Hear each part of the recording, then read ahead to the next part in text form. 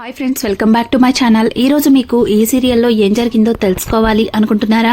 అయితే వెంటనే మనం సీరియల్లోకి వెళ్ళిపోదాం. ఇక మహాలక్ష్మి ఆఫీస్కి వెళ్లి చక్రి చేసిన గొడవకి మహాలక్ష్మి అయితే చక్రి మీద చాలా కోపంతో ఉంటుంది. ఇక మహా అయితే ఇంటికి వచ్చేసరికి చక్రి అప్పటికే ఇక మాధవతో అలాగే కన్నాతో మాట్లాడుతూ, అన్నా ఈరోజు మహాలక్ష్మి ఆఫీస్కి వెళ్ళాను, నన్ను చూడగానే అందరూ కూడా ఒక్కసారిగా షాక్ అయిపోయారు. నా ఎంట్రీ మామూలుగా లేదు అంటూ ఇక చక్రి అయితే తన గురించి గొప్పలు చెప్పుకుంటూ ఉంటాడు. ఒక్కసారిగా ఇంటికి వచ్చిన మహాలక్ష్మి చక్రి చెబుతున్న మాటలకి కోపంతో రగిలిపోతుంది. ఇక అక్కడి నుంచి లోపలికి వెళ్ళిపోతుంది. చూసావుగా, మీ వదిన కూడా ఒక్క మాట కూడా మాట్లాడట్లేదు, మరేమనుకుంటున్నావు, మన ఎంట్రీ అలా ఉంటుంది అంటూ ఇక చక్రి మాట్లాడుతూ ఉంటే ఆ మాటలకి కొంతసేపటి తర్వాత మహాలక్ష్మి అయితే బయటికి వస్తుంది. ఇక మహా బయటికి వచ్చి చక్రి వైపు కోపంగా చూస్తూ, ఏంటి వచ్చినప్పటి నుంచి చూస్తున్నాను, ఏంటో ఇష్టం వచ్చినట్టు మాట్లాడుతున్నారు, ఈరోజు మీరు చేసిన గొడవ నేనంత ఈజీగా మర్చిపోతా అనుకుంటున్నారా? అసలు మీ గురించి మీరు ఏమనుకుంటున్నారండి అంటూ ఇంకా చక్రిని మహా అయితే నిలదీస్తుంది. ఒక్కసారిగా చక్రి మహాలక్ష్మి మాటలకి షాక్ అయిపోతాడు.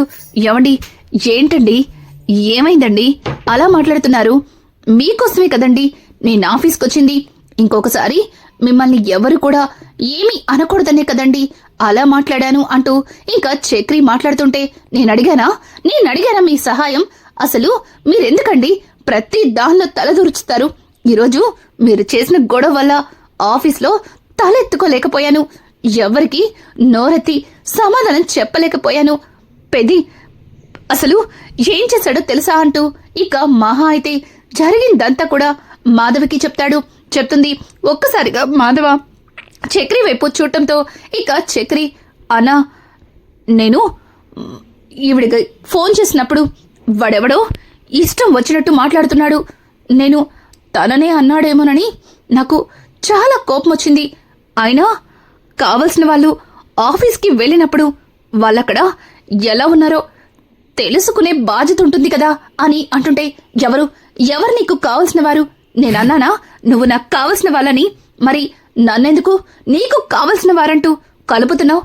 అసలు నువ్వెవరో నేనెవరో నీకు నాకు ఎటువంటి సంబంధం లేదు.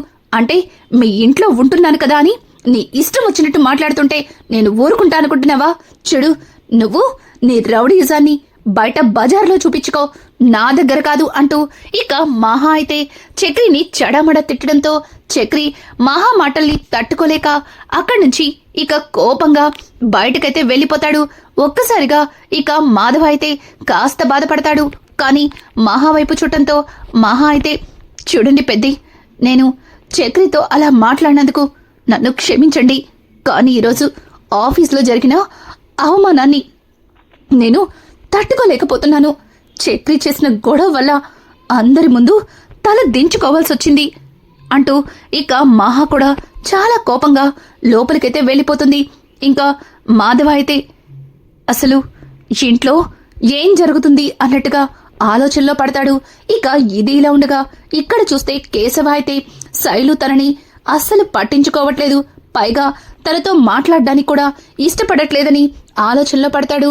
ఇక ఇంతలో శైలు కాలేజ్ నుంచి తిరిగి ఇంటికైతే వెళ్తుంటుంది. ఒక్కసారిగా ఇక కేశవ అయితే శైలుకి అడ్డంగా నుంచుంటాడు. ఇంకా శైలు, నీకు ఉదయం చెప్పింది గుర్తులేదా? నేను నీతో మాట్లాడాలని అస్సలు అనుకోవట్లేదు, అయినా నీతో నేను ఎందుకు మాట్లాడాలి? ఇంతకు ముందంటే నీకు డబ్బులు ఇవ్వాలి కాబట్టి నువ్వు చెప్పిందంతా చేశాను, కానీ ఇప్పుడు నీతో మాట్లాడాల్సిన అవసరమే లేదు అంటుంటే ఇక కేశవ అయితే, చూడు, నేను మాట్లాడేది నేను చెప్పేది కాస్త నువ్వు వినొచ్చు కదా అంటుంటే ఇక శైలు అయితే, ఎందుకు వినాలి? చూడు, అయినా నేను నీకులాగా ఎదుటి వాళ్ళు చెప్పేది వినిపించుకోకుండా వాళ్ళ మీద కోపాన్ని చూపించి కొట్టే అంత దాకా వెళ్ళను. నేను ఇంకా అక్కడి దాకా వెళ్లేంత ధైర్యం కూడా నాకు లేదు, నన్ను వదిలేసేయ్, నీకు దండం పెడతాను అంటూ ఇక శైలు అయితే తన 2 చేతులెత్తి కేశవకి దండం పెడుతుంది. ఒక్కసారిగా కేశవ శైలు ప్రవర్తన చూసి షాక్ అయిపోతాడు, అలాగే బాధపడతాడు. తనని కొట్టి చాలా అవమానించాను, అందుకే తను ఇంతలాగా కోప్పడుతుంది అని చెప్పి ఇక తన మనసుకి సర్ది చెప్పుకుని అది కాదు, ప్లీజ్ నేను చెప్పేది కాస్త విను. నువ్వెందుకొచ్చావో అర్థం చేసుకోకుండా నిన్ను కొట్టడం తప్పే. అందుకు నీకు సారీ చెప్తాను. కానీ నేను ఎటువంటి పరిస్థితుల్లో ఉన్నానో నువ్వు కూడా అర్థం చేసుకోకుండా అన్నిసార్లు ఫోన్ చేశావు. అందుకే నిన్నలా చేయాల్సి వచ్చింది అంటూ ఇక కేశవ అయితే సాయిలుకి సర్ది చెప్తూ ఉంటే, ఏంటిప్పుడు నువ్వు నాకు సారీ చెప్పాలని వచ్చావు? చెప్పావు కదా, ఇక బయలుదేరు అంటూ ఇక సాయిలు అయితే అక్కడి నుంచి తప్పుకొని పక్కకైతే వెళ్లిపోతుంది. ఇక కేశవ సాయిలు ప్రవర్తనకి ఎందుకోగాని మరింత కుమిలిపోతాడు. అసలు నేనెందుకని బాధపడుతున్నాను? తను చెప్పినట్టుగానే తనకి సారీ చెప్పేశాను కదా, మరి ఇంకా ఎందుకు నేను ఫీల్ అవుతున్నాను అంటూ కేశవ అయితే ఆలోచనలో పడతాడు. ఇంకా ఇది ఇలా ఉండగా అందరూ కూడా భోజనానికైతే కూర్చుంటారు. ఇక ఇంటికి వచ్చిన కేశవకి పదే పదే సాయిలు మాటలే గుర్తుకొస్తాయి. ఇక అక్కడే ఉన్న కన్నా, కేశవన్నా ఏంటి అంతలా ఆలోచిస్తున్నావు? నీకు ఆకలిగా లేదా అని అడగడంతో ఇక కేశవ అయితే వస్తున్నాను అంటూ భోజనానికైతే కూర్చుంటాడు. మహాలక్ష్మి మాత్రం కోపంతో ఉండడం వల్ల చక్రి గురించి అస్సలు అడగదు. కానీ మాధవ మాత్రం చక్రి ఇంకా ఇంటికి రాలేదేంటి, వాడు చాలా కోపంగా వెళ్ళాడు, ఎక్కడున్నాడో ఏంటో అన్నట్టుగా ఇక మాధవ అయితే పదే పదే బయటికి చూస్తూ ఉంటాడు. ఇక మాధవని గమనించిన మహాలక్ష్మి, పెద్ది తను వచ్చేస్తాడులే, మీరేమీ ఆలోచించకండి అని చెప్పి ఇక మహా అయితే మాధవతో మాట్లాడడంతో మాధవ కూడా సరేనమ్మా అంటూ ఇక అందరికీ భోజనం వడ్డిస్తాడు. ఇది గమనించిన కేశవ కన్నాకి ఏం జరిగిందని అడగడంతో ఇంకా జరిగిందంతా కన్నా అయితే కేశవకి చెప్తాడు. కేశవ, ఓ అవునా, అయినా వాడు ఆకలికి అస్సలు తట్టుకోలేడు. అలాగే వాడు బయట కూడా ఏమీ ఫుడ్ కొనుక్కోడు, వచ్చేస్తాడులే అంటూ ఇంకా కేశవ అయితే సర్ది చెప్తాడు. ఆ మాటలకి ఇంకా మాధవ కూడా సైలెంట్ అయిపోతాడు. మహాలక్ష్మి లోపలికి వెళ్ళిపోతుంది. ఇంకా ముగ్గురు కూడా జరిగిన విషయాన్ని గుర్తు చేసుకుని మాట్లాడుకుంటూ అలా నిద్రలోకి జారుకుంటారు. ఇక మహాలక్ష్మి అయితే కొంతసేపటికి బయటకైతే వస్తుంది. కానీ అక్కడ ముగ్గురు అన్నదమ్ములే పడుకోవడం చూసి మహా కాస్త బాధపడుతుంది. ఇదేంటి, ఈయన ఇంకా ఇంటికి రాలేదా? ఇంత వేలైంది, ఎందుకు రాలేదు అన్నట్టుగా ఇంకా మహాలక్ష్మి అయితే బయటికి వెళ్లి చూస్తుంది. కానీ బయట ఎక్కడ కూడా చక్రి రావడం కనిపించదు. ఇక మహాలక్ష్మి అయితే లోపలికి వెళ్లి, నేను అలా మాట్లాడి ఉండకూడదు, నా మాటలకి చక్రి చాలా బాధపడ్డట్టున్నాడు, నేను అలా మాట్లాడినందుకు తనకి సారీ చెప్తాను అంటూ ఇక మహా తన మనసులో అనుకుంటూ చక్రికైతే ఫోన్ చేస్తుంది. కానీ చక్రి మాత్రం మహాలక్ష్మి ఫోన్ అస్సలు లిఫ్ట్ చేయడు. అలాగే మహాలక్ష్మి ఫోన్ చేసిన ప్రతిసారి కూడా కట్ చేసేస్తాడు. ఒక్కసారిగా మహాలక్ష్మి చక్రి అలా చేయడంతో తను కాస్త ఫీల్ అవుతుంది. నేనన్న మాటలకి తను బాగా హట్ అయినట్టున్నాడు అని చెప్పి ఇక మహా అయితే తన మనసులో అనుకుంటుంది. ఇక ఉదయాన్నే మాధవ నిద్రలేచి చూసేసరికి చక్రి ఇంట్లో కనిపించడు. ఇక చక్రి కనిపించకపోవడంతో కన్నాని అలాగే కేశవని లేపి అడగడంతో ఇక వాళ్ళిద్దరూ కూడా చక్రి రాలేదని చెప్తారు. ఆ మాటలకి కాస్త మాధవ అయితే బాధపడతాడు. పాపం రా, మహాలక్ష్మి అన్న మాటలకి చక్రి బాగా బాధపడినట్టున్నాడు, అందుకే వాడు ఇంటికి కూడా రాలేదు. ఇప్పుడు ఎక్కడున్నాడో ఏంటో, నైట్ అంతా ఎక్కడ నిద్రపోయాడో అంటూ మాధవ మాట్లాడిన మాటలకి అప్పుడే గదిలో నుంచి బయటకొచ్చిన మహాలక్ష్మి అయితే వింటుంది. ఇక మహా అయితే తాను చేసిన పొరపాటు వల్లే చక్రి రాలేదని తను కూడా కాస్త ఫీల్ అవుతుంది.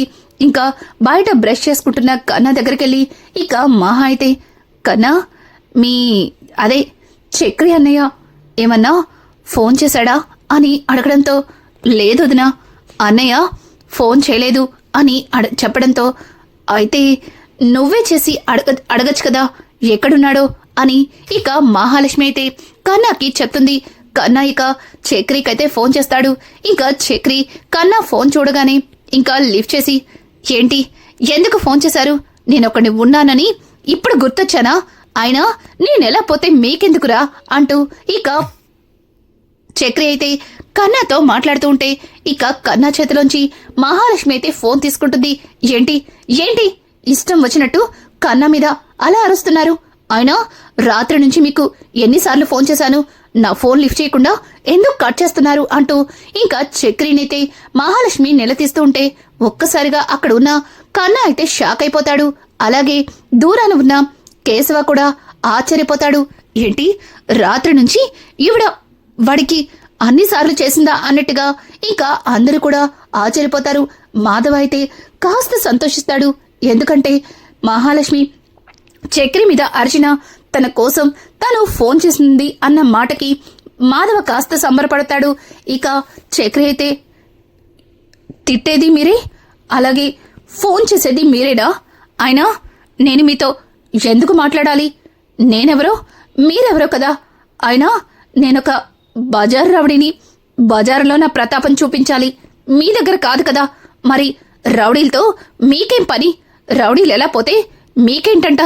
అయినా మీరు రౌడీలకి ఫోన్ చేయడమేంటో అంటూ ఇక చక్రి అయితే మహాని అడుగుతుంటే ఇక మహా అయితే చాలు మాట్లాడింది చాలు, బాగానే మాటలు నేర్చుకున్నారు గాని మీరు ఇంటికి రండి. ఇక్కడ మీకోసం పెద్ద బాధపడుతున్నారు. అయినా మీకోసం ఒక మనిషి ఎదురు చూడాలి, బాధపడాలి, అంతేనా అంటూ ఇక మహా మాట్లాడుతూ ఉంటే దానికి చక్రి చాలు వస్తానులే అంటూ ఇంకా కాల్ కట్ చేస్తాడు. ఇక కాల్ కట్ అయ్యాక మహాలక్ష్మి అయితే కన్నా వైపు చూసి చిన్నగా నవ్వుతుంది.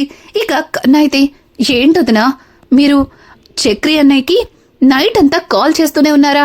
ఇదంతా నిజమేనా అని అంటుంటే అవునరా నిజమే, ఎందుకంటే నా వల్లే కదా తను ఇంట్లో నుంచి వెళ్ళిపోయాడు. నాకెందుకో గిల్టీగా అనిపించింది. నా కోసం చక్రి చాలా చేశాడు. నిన్న కూడా నా కోసమే ఆఫీస్లో అందరితో గొడవ పడ్డాడు. కానీ అది అర్థం చేసుకోకుండా తనని ఇష్టం వచ్చినట్టు మాట్లాడాను.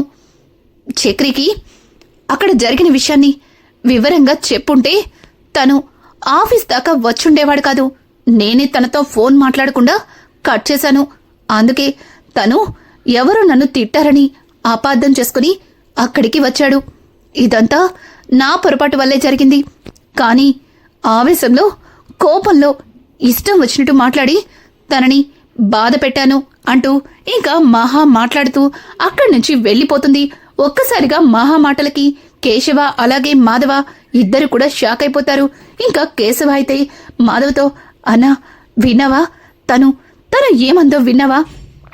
తన పొరపాటే అంట. అసలు చక్రి ఏ తప్పు చెయ్యలేదంట. అంటే తను మన చక్రిని సపోర్ట్ చేస్తుంది. పైగా చక్రిని అలా కసురుకున్నందుకు తను బాధపడుతోంది. నాకెందుకో తను మన చక్రిని ఇష్టపడుతుందేమో అనిపిస్తుంది అని చెప్పడంతో ఇక మాధవ అయితే రే కేశవ, నువ్వన్నమాట నిజమైతే చాలా బావుండు. మహాలక్ష్మి శాశ్వతంగా ఇదే ఇంట్లో ఉండిపోతే అంతకంటే సంతోషకరమైన విషయం ఏముంటుంది అంటూ ఇక మాధవ కూడా మాట్లాడుతూ ఉంటాడు. ఇది ఇలా ఉండగా ఇంకా చక్రి అయితే ఫేస్ వాష్ చేసుకుని తిట్టేది వీళ్ళే, పిలిచేది వీళ్ళే. అసలు ఆడవారి మాటలకి అర్థాలే వేరని ఊరికే అనలేదు అంటూ ఇక చక్రి అయితే అక్కడి నుంచి ఇంటికి బయలుదేరుతుండగా సడన్ గా ఒక బైక్ రాంగ్ రూట్ లో వచ్చి చక్రికి డాష్ ఇస్తుంది. ఇక చక్రి కారు ఆపేసరికి అతను అక్కడ పడిపోయి దెబ్బలతో ఉంటాడు. ఇంకా చుట్టుపక్కల వాళ్ళందరూ కూడా అతని చుట్టూ చేరుకుంటారు. ఇక చక్రి కారు నుంచి కిందకి దిగి ఏం కాలేదుగా అంటూ అతన్ని పైకి లేపపోతుంటే రై కారుతో గుద్దేసింది కాకుండా ఏం కాలేదుగా అంటూ ఏంట్రా నా మీద తెగ జాలి చూపించేస్తున్నావు అంటూ ఇక అతనైతే చక్రి చొక్కా పట్టుకుంటాడు. ఒక్కసారిగా చక్రి షాక్ అయిపోతాడు. ఏం మాట్లాడుతున్నారు మీరు? మీరే కదా రాంగ్ రూట్ లో వచ్చి నా కార్కి డాష్ ఇచ్చారు. పోనీలే పడిపోయారు కదా, దెబ్బలు తగిలుంటాయని జాలిపడి వస్తే ఇలా మాట్లాడతారా అంటూ ఇక చక్రి అయితే అతని మీద అరవడంతో ఒక్కసారిగా అతను చూసారా వీడు కారుతో గుద్దేసిందే కాకుండా నా మీద ఎలా అరుస్తున్నాడో. అసలు వీడికి పోలీసులే బుద్ధి చెప్తారు. ఇప్పుడే నేను పోలీసులు పిలిపిస్తాను అంటూ ఇక అతను ఫోన్ చేసేలోపే అట్నుంచి వెళ్తున్న పోలీస్ జీప్ ఆగి ఏంటి ఇక్కడ గొడవేంటి అని అడగడంతో ఇక అతను సార్ వీడు కారుతో గుద్దేసిందే కాకుండా తిరిగి నా మీద అరుస్తున్నాడు. రాంగ్ రూట్లో వచ్చి నేనే గుద్దేశానంటూ ఇష్టం వచ్చినట్టు మాట్లాడుతున్నాడు. చూడండి సార్, నా బైక్ మొత్తం తుక్కు అయిపోయింది. నాకు ఒళ్ళంతా గాయాలు తగిలే. ఇట్లాంటి వాడి మీద కేసు పెట్టాలి. చూడండి సార్, వీడిని ఇప్పుడే అరెస్ట్ చేయండి అంటూ ఇంకా అతనైతే పోలీసులకి చెప్పడంతో పోలీసులు కూడా ఇంకా చక్రిని ఒక్క మాట కూడా మాట్లాడకుండా అక్కడి నుంచి స్టేషన్ కైతే తీసుకెళ్తుంటారు. ఇక చక్రి, చూడండి సార్, నేనే తప్పు చెయ్యలేదు. నేను కరెక్ట్ గానే వెళ్తున్నాను. అతనే రాంగ్ రూట్ లో వచ్చి నాకు డాష్ ఇచ్చాడు. ఇందులో నా తప్పేమీ లేదు.